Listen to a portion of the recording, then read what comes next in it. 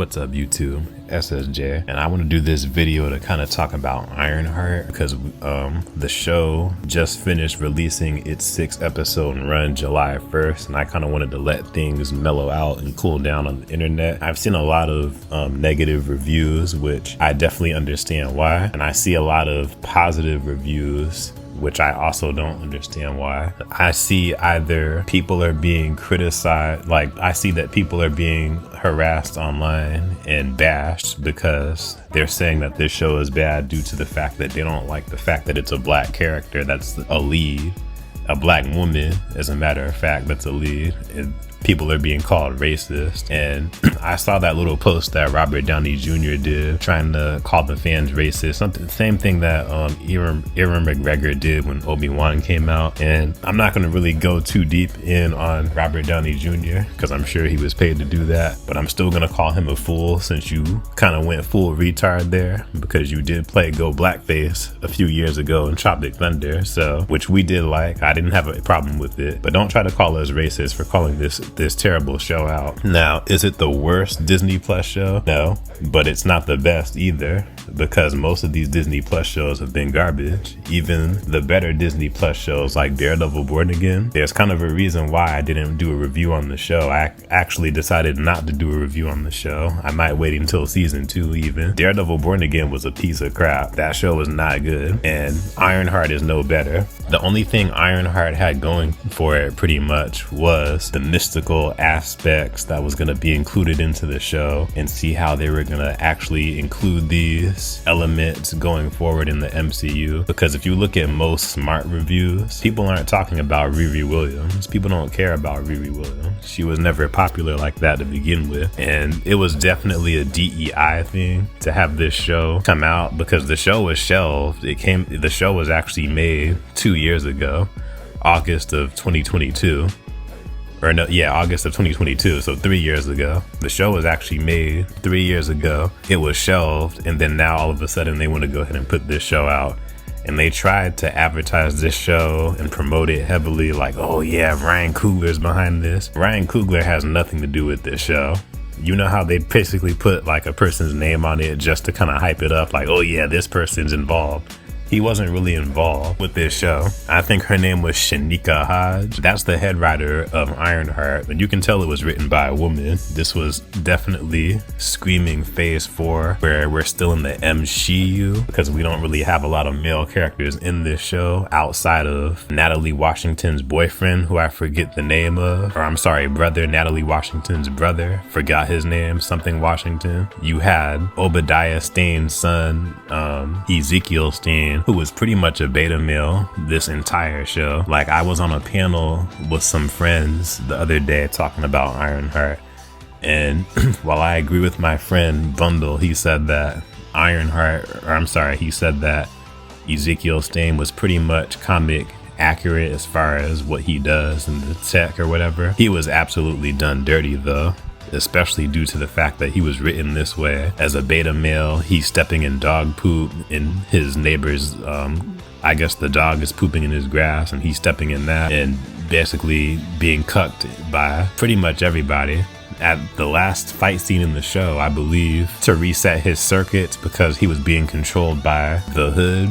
The Hood basically had him reconstructed, and he basically controlled his movements, right? So for Ironheart to actually reset him was to kick him in the nut. I kid you not. Just another thing that Disney Marvel likes to do, because we've already seen Loki get kicked in the nuts several times in his show, and we've already seen Shang-Chi get kicked in the nuts several times in his movie, which was trash. So that being said, with the lack of male presence in the show, the stepfather was dead, Riri Williams. I know that a lot of black YouTubers are giving this show a pass because it has a lot of cultural elements to it. It takes place in Chicago.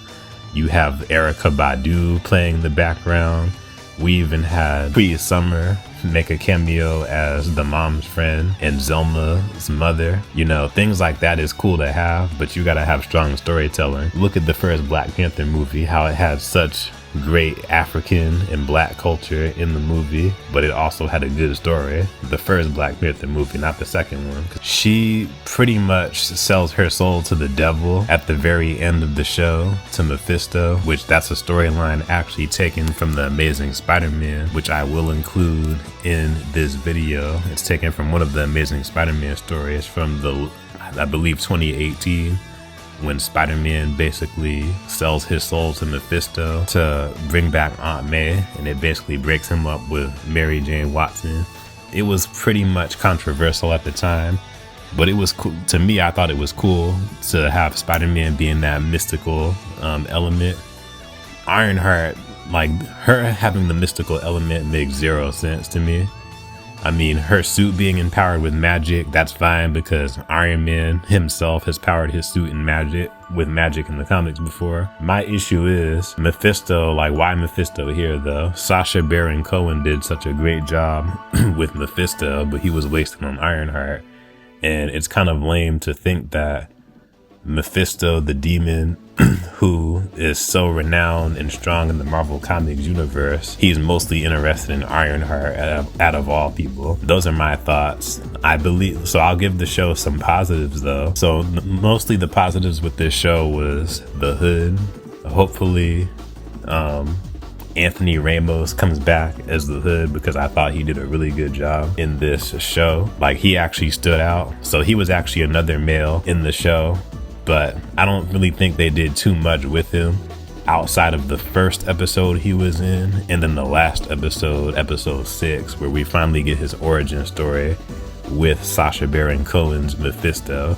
That stuff was strong, really strong, but you only get like glimpses of the Hood actually being on screen and doing really cool things. Like his special effects, how he was able to turn invisible and go after and kill people, make people sign contracts basically for Mephisto. That stuff was cool. I'm hoping we get to see more of that. And the show even sets up Parker Robbins coming back, aka the Hood. He goes and meets with Zelma in her shop and basically gets her help. So that's supposed to set up something in the future where she comes back, and I guess she ends up helping him get power or contact Mephisto, or she ends up empowering him with some kind of demonic magic or something like that. But it sounds like he'll be back for sure. Zelma, I talked about her on the stream recently. Zelma was cool because I did read the Doctor Strange comics from 2015 to 2018.